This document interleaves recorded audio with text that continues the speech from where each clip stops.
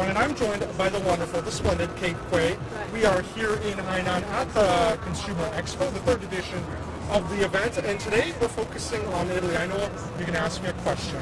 Yes, name three most impressive thing about Italy. So three impressive things about Italy. I'm going to go with football, cuisine, throw in some culture, and of course, coffee. That's where we're starting off today. But before we jump into that, this is also your first time at this expo. You've got to explore, got to see what it's all about. What's sort of your first takeaway of this expo so far?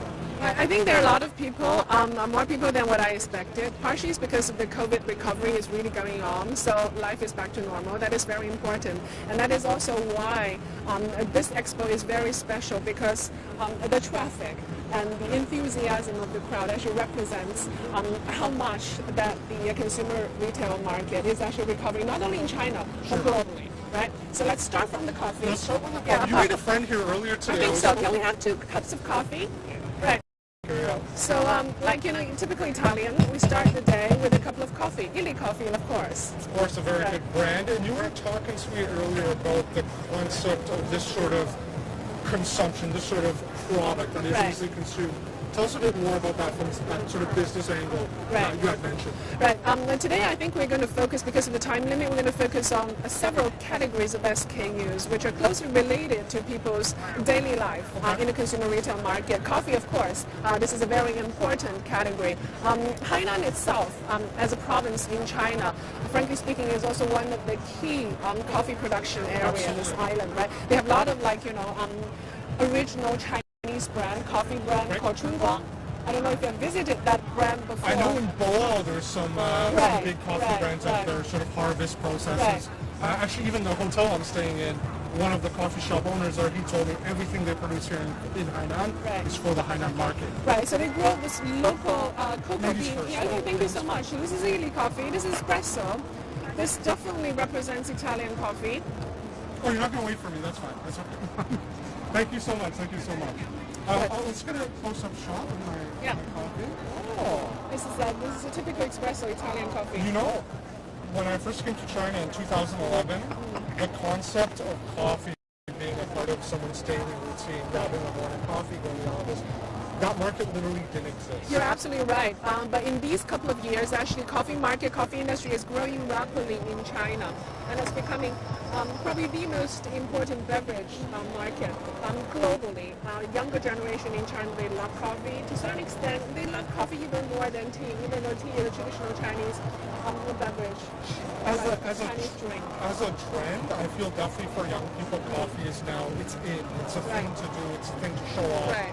And I think there is a healthy market competition. I know Luckin Coffee had some difficulties, but literally you look at Starbucks, which perhaps to an Italian person would be not good coffee. Previously, there's only one brand, is Starbucks, right? But nowadays you have a lot of domestic Chinese brand coming up. Luckin is one example. And we also have Tim's Coffee entering the Chinese market, and also M Coffee, M Stand.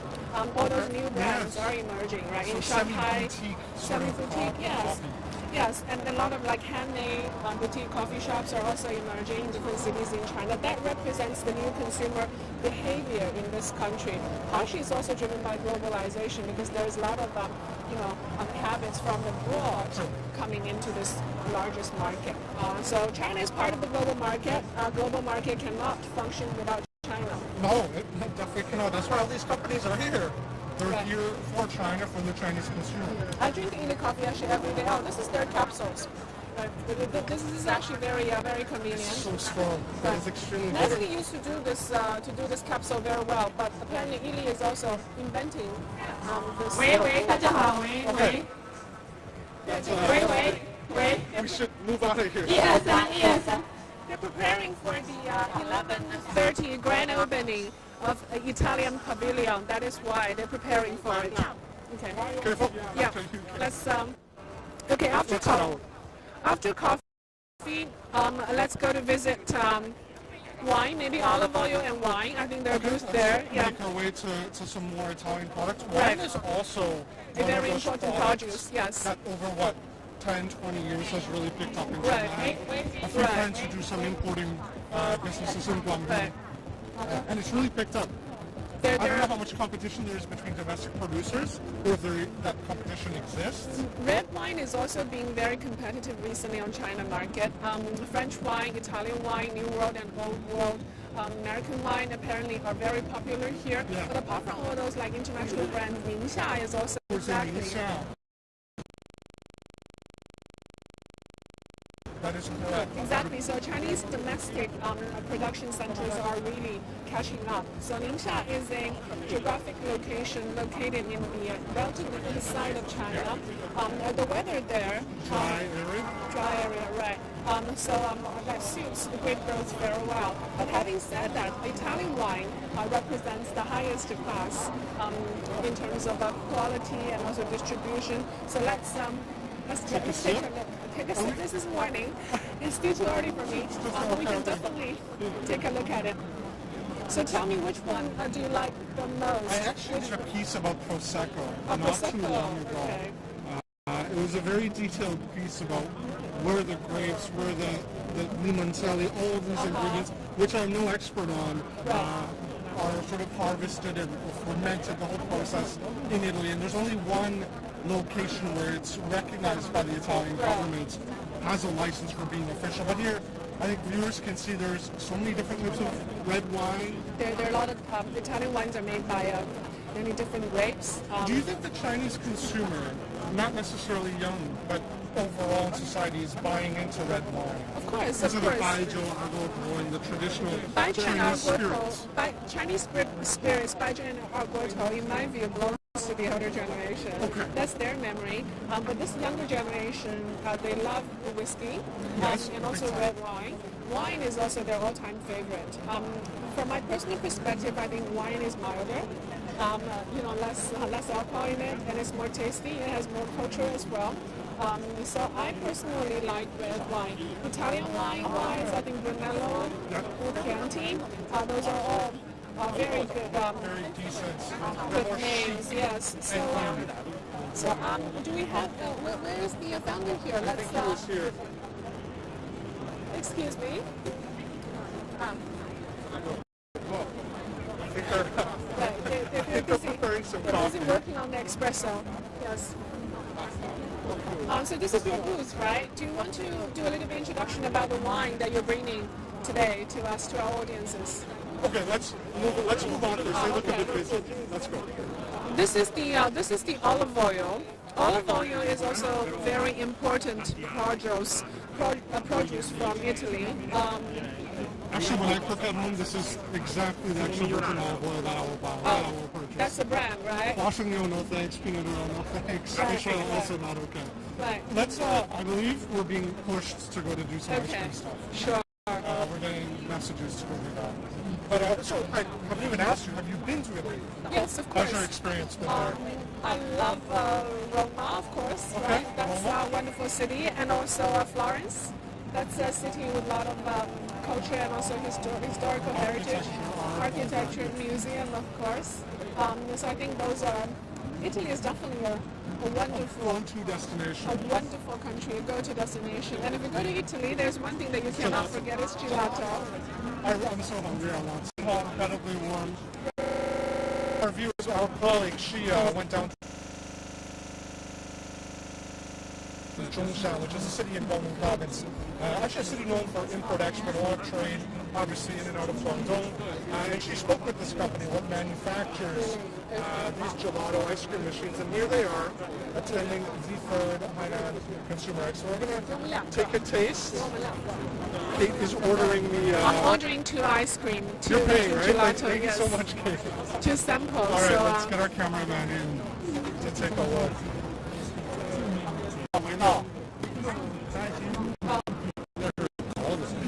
Peach and pistachio. pistachio.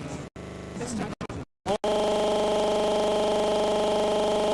Oh, I'm gonna make ladies first. 我要那个clone 的，我要那个对那我来这个。对 OK， 我要一个蛋卷。谢谢。对 So I'm going to ask the founder, Yeah, I had it yesterday. It's amazing. how is it different from other ice creams? Thank you so much. So this is the, Yeah, what's wait. the difference? Yeah, what's the difference? There's a big difference. Right, Ice cream is American style. right. We see soft ice cream. Uh-huh. We see soft. But this is a gelato. Thank you. English, only Italian. So it's called a gelato. 意式手工冰淇淋. Handmade. Yes, this is in Chinese, but actually only Italian name is gelato. Right. And okay, why are you guys? What's your presence here at the Hainan Expo? Tell us about what you're trying to do, expand across the Chinese market. Tell us a bit more about what you're doing now. We anticipated the expo last year. This year, because the Chinese government issued a very important open policy for Hainan, so this year I expected more international customers will come to visit. Right. So I expected our sales export will increase. So what does your company do? You do ice cream production, or you actually promotes the culture as well as selling the machine? Our factory, our company mostly design and produce gelato machine, ice cream machine. But at the same time, we have gelato university. Okay. We bring some gelato culture, food culture, and training to the market. Right. So you say this is Italian handmade, but it can actually be produced by machine. Yeah, finally it's machine. But at the beginning, you must use hand to make the fruits, To stir it, to right? make the fruits, to make the recipe. Revenue in China every year by selling machine and doing university stuff. Selling machine, we almost do 200,000, no, 200,000, 200 million. 200 million euro. No, RMB. RMB, 2 亿. Yeah, Right. Okay. That's not bad, right? because we are not a big company. You know, yeah, the small to medium enterprises are very important. Yes, because the machine Right. is not very every home need one. It's only the commercial Right. restaurants. But that can actually create a lot of employment. A lot of mom and pop shops they can have. Sure. And your production in Zhongshan, how large is your operation? Our production factory, we have about 100 employees, and last year our sales nearly 200 million. So, like you said, an SME, Yes, this is but very important to Yes. the Chinese market. Right. Awesome. Right. So good luck. Hopefully we can eat Have your more ice cream. Have more gelato. Sorry. gelato. Yeah. Thank you. Thank you. All right. Let's. What time is it? We still have about 5 minutes.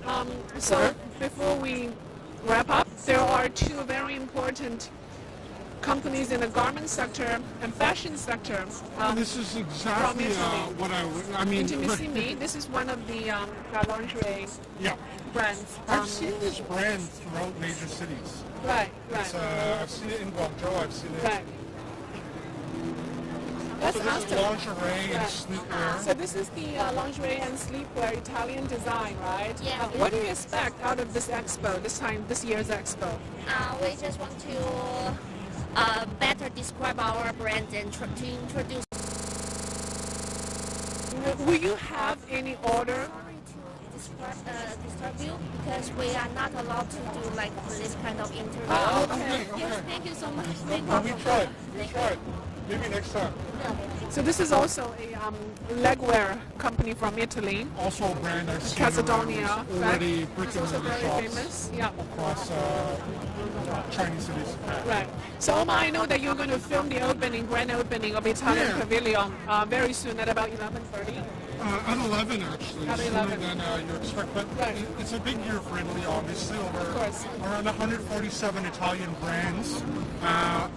And for the Chamber of Commerce, around 24 to 28 brands Right. attending. Right. And they're the country of honor, so I think the focus is on Italian brands. And as I spoke with the chairman yesterday, it's about the Italian craftsmanship, the entrepreneurial spirit. So Right. Yeah, that's going to be the rest of mine. And what are you up to for the rest of your day and your time here? I'm going to walk around, and I had 2 interviews in the afternoon with founders and also the government officials to hear their expectations out of this year's expo. But as what you just mentioned, Italy is this year's guest country of honor, and the total trade volume with China last year represents about 77 billion US dollar. So Italy and China are definitely very important trade partners with each other, and hopefully after this year's expo, with more business connections being linked through this year's fair, with tighter connections between these 2 countries, we can generate more trade volume going forward. And more Italian businesses coming here. That's what the message was from my interview yesterday. More market access, more opportunities. I think we're going to look forward to your report at 11 a.m. for this grand opening, and we're going to bring you more updates in our upcoming series reports of this Hainan Expo this year. All right, so on behalf of myself and Kate, thank you guys for watching. Thank you. Hainan Expo 2023. Make sure to tune in. Bye-bye. Bye. Bye for now.